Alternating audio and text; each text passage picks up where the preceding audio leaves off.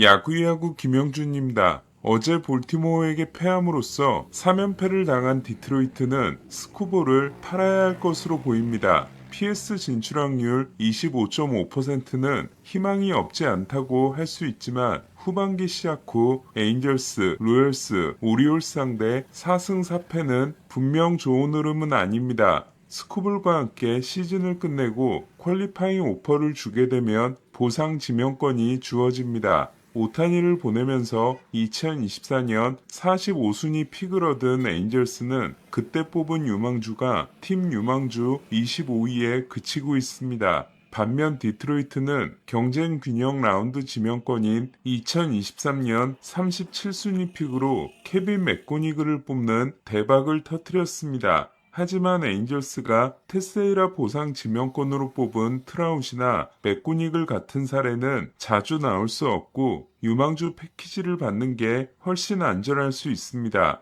내셔널리그 팀 최초로 3핏에 도전하는 다저스는 스쿠볼이 절실한 팀은 아닙니다. 지난 2년간 사이영 투표에서 30표와 26표를 받았고 올해 우여곡절이 많았지만 최근 두 경기에서 21K를 기록하며 몸값 높이기를 본격화한 스쿠볼은 29팀 모두에게 도움이 될 수 있고 다저스도 예외가 아닙니다. 하지만 스쿠볼을 얻으려면 막대한 유망주 손실을 피할 수 없고 선발 4자리는 이미 차 있습니다. 물론 스쿠볼이 다른 팀으로 가는 걸 막는 것이 우승 가능성을 높여줄 수 있지만 스쿠볼이 미러키나 컵스, 애틀란타나 필라델피아로 간다고 다저스가 심대한 타격을 입는 건 아닙니다. 다저스가 스쿠볼을 외면해도 괜찮으려면 관건은 유리질라입니다. 둘이 합쳐서 올해 8경기를 등판하고 42.2이닝을 소화한 유리군과 스넬질라가 정상적이기만 한다면 야마모토, 오타니, 스넬, 글래스나우 4위는 걱정할 필요가 없는 PS 로테이션이 됩니다. 오타니는 무릎 부상으로 사이영 도전의 꿈이 사라졌지만 오히려 무리하지 않고 PS 등판을 준비하게 됐습니다. 로블레스키가 계속 잘 던져서 선발 한 자리를 가져간다면 글래스나우를 불펜으로 돌려 전성기가 지난 트라이넨이나 복귀 후 6.2이닝 4피 홈런인 필립스를 빼고 갈 수도 있습니다. 비트라이터인 KT 우는 다저스가 에릭 라우어를 시장에 내놓을 수도 있다고 했습니다. 하지만 투수 오타니가 충분히 쉬어야 하고 쉬어낼 구속이 올라오지 않는 상황에서 다저스 이적 후 팀 7전 전승으로 승효가 되고 있는 라우어는 설령 PS 로스터에서 빠지게 되더라도 정규 시즌 끝까지 같이 가는 게 좋아 보이며 PS 로스터에 롱맨으로 추가하는 것도 좋다고 생각합니다. PS 선발진에 로블레스키가 들어가면 디아스, 사사키, 글래스나우, 스튜어트, 우안, 스카, 베시아, 라우어, 자안에 엘리케스, 클라인, 드라이어, 필립스, 트라이넨 5명 중에서 2명을 고르면 되기 때문에 불펜을 추가할 필요도 없습니다.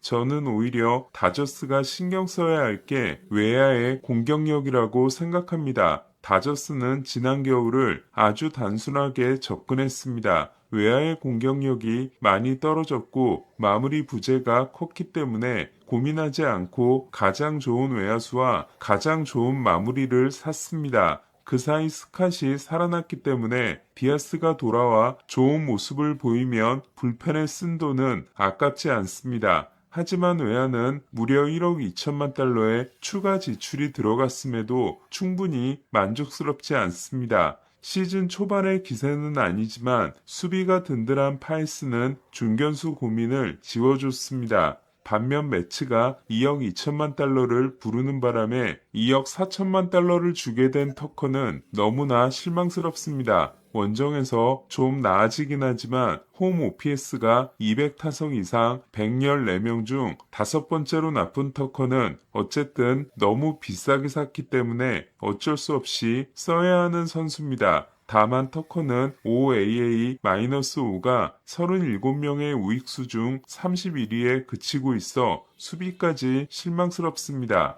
따라서 관건은 좌익수를 어떻게 세팅하고 PS를 시작할 것인가입니다. 다저스는 그럼에도 외야 공격력이 지난해 23위에서 7위로 올라간 반면 좌익수는 22위에 머물고 있습니다. 테오스카의 공격력 반등이 일어나지 않았기 때문입니다. 발목 부상에서 돌아온 에드먼이 우완과 좌완 상대 편차가 없어 2루의 붙박이가 된다고 하면 중견수 파이스와 우익수 터커는 좌우를 가리지 않고 선발로 출장해야 합니다. 따라서 플래툰이 이루어져야 할 곳은 좌익수입니다. 다저스는 며칠만 더 기다리면 좌익수를 맡길 수 있는 저항킬러가 합류합니다. 키케 에르난데스입니다. 지난해 팔꿈치 상태가 심각한 상황에서 월드 시리즈를 완주한 후 수술을 받느라 5월 25일에 돌아온 키케는 4타수 4안타 3장타를 기록하던 중 복사근 부상을 당했습니다.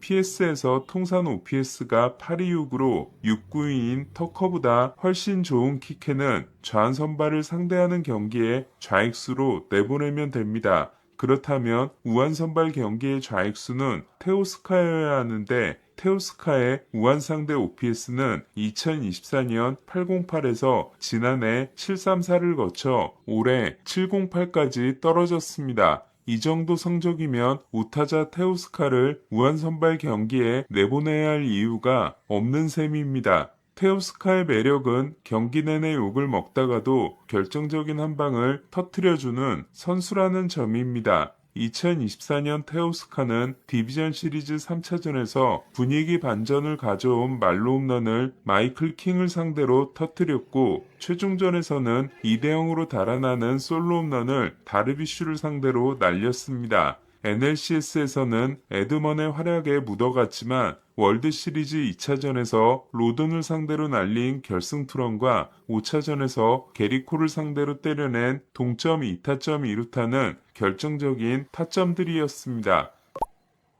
테오스카는 정규 시즌 33홈런 99타점과 포스트 시즌 16경기 12타점 이후 3년 6,600만 달러에 재계약했지만 지난해부터 급격한 하향세가 시작됐고 가을 임팩트도 적었습니다. 신시내티 상대 2경기 6타점 후 엉성한 수비가 있었던 DS 1차전에서 역전 결승 3런을 날리는 욕기옥을 터뜨렸지만 이후 14경기에서 2홈런 4타점에 그쳤고 월드시리즈의 임팩트도 없었습니다. 테오스카는 배럴 타구 비율이 2024년 15.0%에서 지난해 11.5%를 거쳐 올해는 9.1%까지 떨어짐으로써 커리어 처음으로 10% 미만이 됐는데 33세 시즌을 보내는 선수로서는 심상치 않은 변화입니다. 이에 다저스는 이번 마감 시한에서 테오스카를 정리하면서 더 좋은 수비를 할 수 있는 좌타 외야수를 데려와 키케와 플래툰을 구성한 다음 시즌 후 그 선수와 결별하고 준비가 끝난 외야 유망주들을 위해 테오스카의 자리를 비워두는 것이 더 좋을 수 있습니다. 시장에 마땅한 좌타 외야수가 없다면 트리플 A에서 4할대 출루율과 OPS 946을 기록하며 트리플 A 배럴 상위 6%인 팁스나 짧은 기간이긴 했지만 우한 상대 OPS 779를 기록하며 테오스카보다 나았던 워드에게 기회를 주는 방법도 생각할 수 있습니다.